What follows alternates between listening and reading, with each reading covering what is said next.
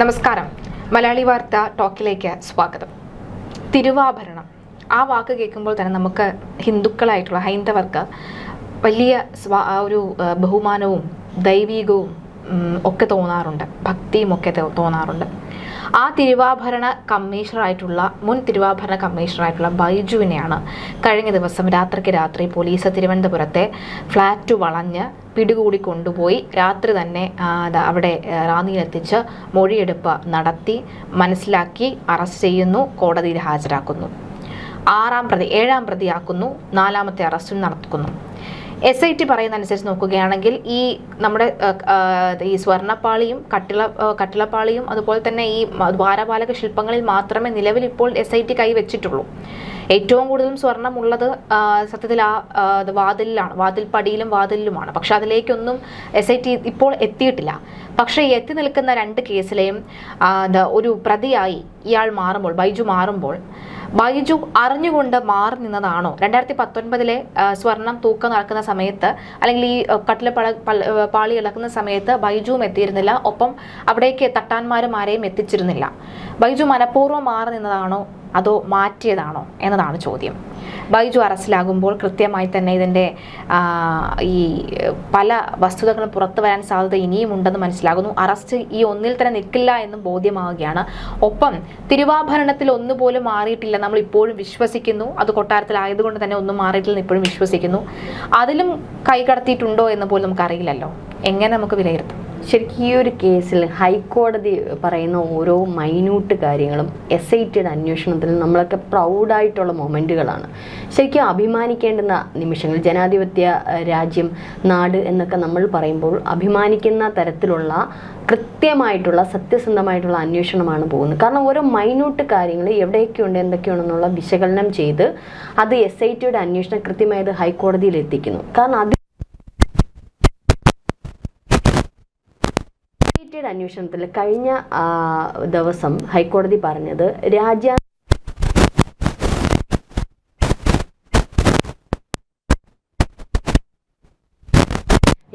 ഈ ദ്വാരപാലക ശില്പങ്ങൾ ഉൾപ്പെടെ വിജയമല്യ കൊടുത്തത് ഇപ്പോഴും യഥാർത്ഥത്തിൽ എവിടെയാണ് എന്നുള്ളത് അറിയില്ല, കൃത്യമായിട്ടുള്ള തെളിവുകളില്ല. അപ്പം അതുൾപ്പെടെ ഇങ്ങനെ പുറത്തു പോയിട്ടുണ്ടോ എന്നുള്ളത് അന്വേഷിക്കണം എന്നുള്ള കാര്യങ്ങൾ മാത്രമല്ല, ആദ്യമേ മുതൽ തന്നെ ഹൈക്കോടതി പല കാര്യങ്ങളും ഒരു കേന്ദ്ര ഏജൻസിയിലോട്ട് പോകുന്ന തരത്തിലാണ് പോകുന്നത്. SITയെ സ്വാധീനിക്കാൻ കഴിവുള്ള സർക്കാരാണ് നമുക്കുള്ളത്. SITയിലെ ഉദ്യോഗസ്ഥരെ സ്വാധീനിക്കാൻ കഴിവുള്ള സർക്കാർ തന്നെയാണ് ഉള്ളത്. ഒരു പക്ഷേ പിണറായി സർക്കാർ വിചാരിച്ചിരിക്കാം അന്വേഷണം ഒരു പരിധി അങ്ങോട്ട് പോകട്ടെ, അത് കഴിഞ്ഞ് ഇത്തരത്തിൽ സ്വാധീനം കൊണ്ട് അവിടെ സ്റ്റോപ്പ് ഇടാം, ഇത് മാഞ്ഞു മറച്ചു പോകുന്ന എല്ലാ കേസുകളെയും പോലെ തന്നെ ഇവിടെയും ബ്രേക്ക് ഇടാമെന്നുള്ളത്. പക്ഷെ അവിടെയാണ് ഹൈക്കോടതി ഒരു അതിബുദ്ധി കാണിച്ചത്. കാരണം പലപ്പോഴായിട്ട് SIT ഉദ്യോഗസ്ഥരോടായിട്ട് പറയുന്ന ചില കാര്യങ്ങളുണ്ട്. ഇത് ഈ പറയുന്ന അന്വേഷണത്തിൽ മാത്രമല്ല, അതായത് ഈ ഒരു മോഷണകൃത്യം മാത്രമല്ല, വിലപിടിപ്പുള്ള അമൂല്യമായിട്ടുള്ള പല വസ്തുക്കളും, അതായത് സ്വർണത്തെക്കാളും രത്നത്തെക്കാളും ഒക്കെ വിലപിടിപ്പുള്ള ചരിത്രം പറയുന്ന നിരവധി വസ്തുക്കൾ ഈ ക്ഷേത്രത്തിൽ മാത്രമല്ല നിരവധി ക്ഷേത്രങ്ങളിൽ പോയിട്ടുണ്ട് എന്നുള്ളത് ഊഹാപോഹങ്ങളിലൂടെയാണെങ്കിലും അതൊരു കേന്ദ്ര അന്വേഷണ ഏജൻസിയിലൂടെ കൈമാറേണ്ടതായിട്ട് വരും എന്നുള്ളത്. കാരണം ഇത്തരത്തിലുള്ള അന്വേഷണങ്ങളൊക്കെ നടത്തുന്നത് രാജ്യാന്തര തലത്തിൽ. കാരണം ഇവിടെ നമ്മുടെ രാജ്യത്ത് നിന്ന് ഒരു വിലപിടിപ്പുള്ള ഒരു വസ്തു, ചരിത്രം വിളിച്ചോതുന്ന ഒരു വസ്തു ഈ രാജ്യത്ത് നിന്ന് മറ്റൊരു രാജ്യത്തിലേക്ക് പോയി കഴിഞ്ഞാൽ ആ അന്വേഷണം സാധാരണ SITയുടെ കീഴിൽ നിൽക്കില്ല, സാധാരണ കേരളത്തിൽ നിൽക്കില്ല, കേന്ദ്ര CBIയിൽ നിൽക്കത്തില്ല, ഒരു പക്ഷേ നാഷണൽ ഇന്റർപോളിലേക്ക് പോകും. ഇത് കൃത്യമായിട്ട് SITയിലെ ഇപ്പോഴത്തുള്ള നിലവിലുള്ള ആൾക്കാർക്ക് അറിയാം. അങ്ങനെ CBI അന്വേഷണത്തിൽ പോയി കഴിഞ്ഞാൽ അത് അവിടവും കടന്നു പോയി കഴിഞ്ഞാൽ ഇതിൽ ഏതെങ്കിലും ഒരു പാളിച്ച ഇവരിൽ ഈ ആദ്യം തുടക്കം മുതൽ ഇവരാണല്ലോ അന്വേഷിക്കുന്നതിന് മുമ്പ് നമ്മുടെ വിജിലൻസ് ആണ്, ദിവസം വിജിലൻസ് ആണ്. അപ്പം ഇവരുടെയൊക്കെ അന്വേഷണത്തിൽ എന്തെങ്കിലും പാകപ്പിഴകൾ ഉണ്ടായെന്ന് ഈ പറയുന്ന CBIക്കോ മറ്റുള്ള ഏജൻസികൾ, മറ്റുള്ള മുകളിലോട്ടുള്ള ഇന്റർപോൾ അടക്കമുള്ള ആൾക്കാർക്ക് തോന്നിക്കഴിഞ്ഞാൽ തിരിച്ചു ക്വസ്റ്റ്യൻ ഇവരിലേക്ക് വരും.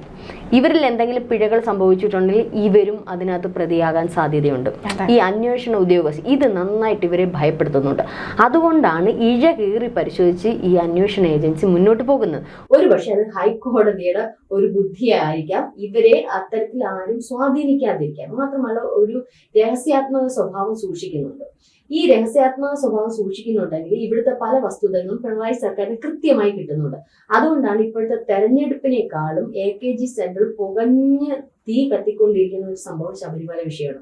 പുറത്ത് അവർ പ്രകടിപ്പിക്കുന്നില്ല. നമ്മൾ നോക്കൂ, നമ്മുടെ ഗോവിന്ദൻ മാഷ് സാധാരണ വാചാലനായി സംസാരിക്കുന്ന മാഷ് ഈ ഒരു ശബരിമല വിഷയത്തിൽ എന്താണ്, ഹൈക്കോടതി ഇടപെട്ടു, അവരുടെ തീരുമാനം എന്താണ്, അവരുടെ അന്വേഷണമാണ്, അതുപോലെ തന്നെ നടക്കുക. അല്ലാതെ കമാണ് ഈ നേതാക്കന്മാരൊന്നും ഒരക്ഷരം മിണ്ടില്ല. കാരണം അത് കൃത്യമായിട്ട് മുകളിൽ നിന്ന് പിണറായി വിജയൻ ഉൾപ്പെടെയുള്ള നേതാക്കന്മാർ ഒരുമിച്ചിരുന്ന ഒരു തീരുമാനമാണ്. ഈ കാര്യത്തിൽ കമാന്ന് ഒരെണ്ണം മിണ്ടരുത്.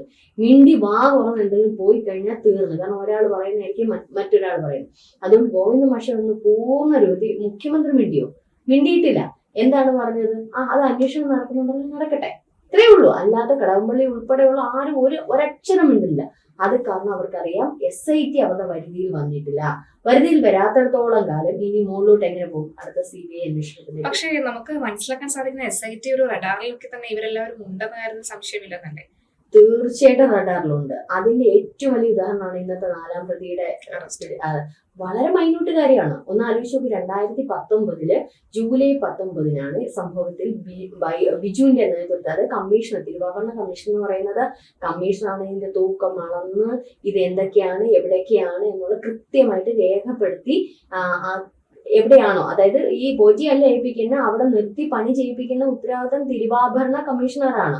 തിരുവാഭരണ കമ്മീഷണർക്കാണ് അവിടെ വിലപിടിപ്പുള്ള വസ്തുക്കളുടെ കാര്യങ്ങൾ അത് മഹസറിൽ എഴുതുക, അത് രജിസ്റ്റർ ചെയ്യുക, ആ വസ്തുക്കൾ വിലപിടിപ്പുള്ള വസ്തുക്കൾ സൂക്ഷിക്കുക, ഓരോ അടുക്കും ചിക്കനും സൂക്ഷിക്കുക. ഇതിനാണല്ലോ അവരെ വിനിയോഗിക്കുന്നത്. ഇതൊന്നും തന്നെ ചെയ്തിട്ടില്ല. ആ സമയത്ത് ആ ദിവസം തന്നെ ബിജു എന്ന് പറയുന്ന ആൾ അവിടെ ഇല്ല. അദ്ദേഹം മുങ്ങിയിരിക്കണം. അത് എന്താണ്? മുങ്ങിയതാണോ, ശ്രീക്ക് പറഞ്ഞോ, മുക്കിയതാണോ, മാറി നിന്നതാണോ? കാരണം കമ്മീഷൻ ആകുമ്പോൾ അവിടെ ഒപ്പിട്ട് കൊടുക്കണം. മനഃപൂർവ്വം മാറി നിന്നതാണ്. അതോ ഈ പറയുന്ന മുകളിലുള്ള അധികാരികളുടെ പിണക്കാനും വയ്യ, എന്നാൽ ഇതിലേക്ക് ചെന്നുപെടാനും പറ്റാത്ത, തന്നെ വിശ്വാസം വല്ലതും ഉള്ള വ്യക്തിയാണെന്നുണ്ടെങ്കിൽ ചെന്നുപെടാനും പറ്റാത്തത് ഇതിലും ഭേദം മാറി നിൽക്കുന്നത്. പത്മകുമാർ ഇത്തരത്തില് മറ്റേ സ്ത്രീ പ്രവേശനവുമായിട്ട് സംബന്ധിച്ച് അദ്ദേഹത്തിനെ മാറ്റി ആ സമയത്താണ് ഇതെല്ലാം സംഭവിക്കുന്നത്. അപ്പൊ ബിജുവിനെ അത്തരത്തിൽ മാറ്റി നിർത്തിയതാണോ എന്നുള്ളത് കൂടി പരിശോധിക്കും. നമ്മൾ ഈ ലിസ്റ്റ് നോക്കുമ്പോൾ കുറച്ചധികം ശുദ്ധന്മാർ ഇവിടെ അതെ അതെ പറഞ്ഞു വരുമ്പോൾ ഈ ബിജു ഒരു ശുദ്ധനാണെന്ന് നമുക്ക് തോന്നും. പക്ഷെ എന്നാൽ നല്ല കള്ളത്തനം കയ്യിലുണ്ട് താനും. അതുപോലെ തന്നെയാണ് ബിജു ഇത് കൃത്യമായിട്ട് അറിയാം. അല്ലെങ്കിൽ അതേ ഒന്ന് ആലോചിച്ച് നോക്കുന്ന 2019 ഈ പറയുന്നോണം വ്യാജമായിട്ടുള്ള മഹസർ തയ്യാറാക്കിയാണ് കൊടുത്തിരുന്നത്. അപ്പൊ ബിജു ഇല്ല. പക്ഷെ തിരികെ പോറ്റിയുടെ കൊടുക്കുമ്പോഴും ഇല്ല. പക്ഷെ തിരികെ കൊണ്ടുവന്നപ്പോഴുണ്ട്, ബിജു ഉണ്ട്. അപ്പോഴെങ്കിലും ഇദ്ദേഹത്തിന് ഒരു പക്ഷെ പറയായിരുന്നല്ലോ, അത് പുറത്ത് പറയായിരുന്നല്ലോ, എന്തുകൊണ്ടാണ് മൂടി വെച്ചത്? അപ്പോൾ ഒന്നുകിൽ അധികാരികളുടെ ഈ പവർ കാരണം ഒരു പക്ഷെ അദ്ദേഹം മിണ്ടാതെ, കമാന്ന് മിണ്ടാതെ എല്ലാത്തിനും സാക്ഷിയായിട്ട്, മൂകസാക്ഷിയായിട്ട് നിന്നു. അല്ലെങ്കിൽ എന്താണ്, മനഃപൂർവ്വമായിട്ട് മാറി നിന്നുകൊണ്ട് അതിന്റെ ഒരു വിഹിതം കൈപ്പറ്റി. ഇതിനെ ഇത് ഇനിയിപ്പോൾ ബിജുവിനെ കസ്റ്റഡിയിൽ എടുത്തത് അതുകൊണ്ട് തന്നെ, അതായത് ഇഴ കീറി പരിശോധിച്ചതാണ്. ഒരിക്കലും ബിജുവിനെ അത്തരത്തിൽ നോട്ടീസ് ചെയ്യാൻ സാധ്യതയില്ല. പക്ഷെ അവിടെ പോലെ SITയുടെ അന്വേഷണം എത്തിയിട്ടുണ്ടെങ്കിൽ ഇനി ബാക്കി 4 പേരെന്ന് പറയുന്നത് ഇതിപ്പോ 7ാം പ്രതിയാണ്. ഇനി ബാക്കി ഇടയ്ക്കുള്ള മിക്സിംഗ് പ്രതികളുണ്ട്. മുരാരി ബാബു, അതിന് മുമ്പ് പോറ്റി, പിന്നെ ഈ പറയുന്നത് പോലെ വേറൊരാളല്ലേ മറ്റേ വാസു. ഇത്രയും പേരേ ഉള്ളൂ. അപ്പൊ വാസുവിനെ ഇനിയിപ്പോ അടുത്ത ഇത് ചെയ്യും. അപ്പൊ വാസുവിന്റെ കാര്യം നോക്കിക്കഴിഞ്ഞാൽ ഭയങ്കര വിറ്റാണ്. ഇന്ന് മുരാരി ബാബുവിന്റെയും ഒപ്പം അതുപോലെ തന്നെ ഈ സുഭാഷിന്റെയും സുധീഷിന്റെയും ജാമ്യ ഹർജി കോടതി പരിഗണിക്കുകയാണ്. റാന്നി കോടതിയിൽ വമ്പൻ ട്വിസ്റ്റുകൾ മുമ്പ് നടന്നിട്ടുണ്ട്. അതായത് ഇവർ ഈ പറയുന്ന പോലെ തന്നെ ജാമ്യാപേക്ഷയ്ക്ക് വേണ്ടി ചെല്ലും, കോടതി 2 അടി കൊടുക്കും, തിരിച്ചുവിടും. അങ്ങനത്തെ ഒരു രീതിയാണ് നടന്നുകൊണ്ടിരിക്കുന്നത്. ഇപ്പോഴിതാ ഈ പറയുന്ന ഏറ്റവും ഒടുവിൽ അറസ്റ്റ് ചെയ്യപ്പെട്ട ബൈജുവിനെയും ഇന്ന് റാന്നി കോടതിയിൽ ഹാജരാക്കുന്നുണ്ട്. ഹാജരാക്കി കഴിയുമ്പോൾ ഒരു പക്ഷേ എനിക്ക് തോന്നുന്ന ഒരു സംശയം, ഈ 2019 മുതൽ ഇത്രയും ദിവസം വരെ എങ്ങനെ മനസ്സമാധാനത്തിൽ കഴിഞ്ഞു, ഉറങ്ങി എന്നുള്ളതാണ്.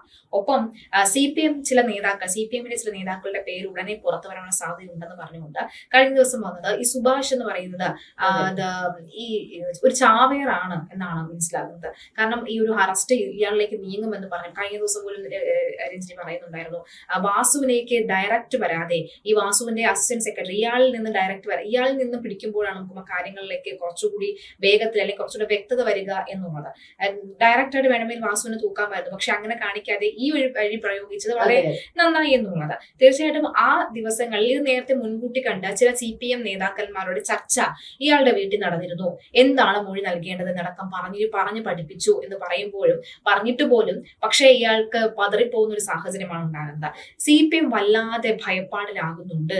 AK സെന്ററിൽ വിരളി പിടിച്ച് പലരും അങ്ങോട്ടും ഇങ്ങോട്ടും നടക്കുന്നുണ്ട് എന്ന് വ്യക്തമാകുന്നതല്ലേ? അതെ, തീർച്ചയായിട്ടും വാസു ആണ് ഇതിന്റെ മെയിൻ ബ്രെയിൻ എന്ന് പറയുന്നത്. ചെമ്പെന്ന് പറഞ്ഞ് എഴുതി ചേർക്കാൻ വാസു ആണ് പറഞ്ഞത്. അത് പിന്നെ മുരാരി ബാബുവിലേക്കും ഈ പറയുന്ന പോറ്റി അങ്ങനെ കണക്റ്റഡ് ആണ്. അപ്പൊ വാസു ആണ് ഇതിന്റെ മെയിൻ മാസ്റ്റർ ബ്രെയിൻ ആരെന്ന് വെച്ചാൽ പറയാം. അപ്പം വാസുവിലേക്ക് എത്തുന്നതിന് മുമ്പ് ഇതിന്റെ ഒരു അസിസ്റ്റന്റ് ഉണ്ടല്ലോ. ഇപ്പൊ ബിജുവിലേക്ക് എത്തുന്നതിന് മുമ്പ് ഇതിന്റെ പ്രധാനപ്പെട്ട വ്യക്തി ഉണ്ട് ഇതിന്റെ പുറകില്ല. ഇതിപ്പോ 7ാം പ്രതിയാണെങ്കിൽ അതിന് മുന്നേ ഉള്ളൊരു പ്രതി ഉണ്ട്.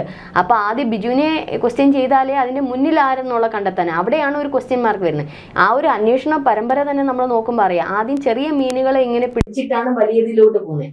ഇപ്പൊ ഈ പറയുന്ന സുഭാഷ് കുമാർ അല്ലെ, സുഭാഷ് കുമാറിനെ പിടിച്ചപ്പോഴാണ് വാസുവിനെ കാരണം സുഭാഷ് കുമാറിന്റെ മാക്സിമം ഒരിക്കലും പ്രതീക്ഷിച്ചില്ല സുഭാഷ് കുമാറിനെ പിടിക്കുമെന്ന്. വാസുവിനേക്കാണ് ഡയറക്റ്റ് പോയിക്കൊണ്ടിരുന്നത്.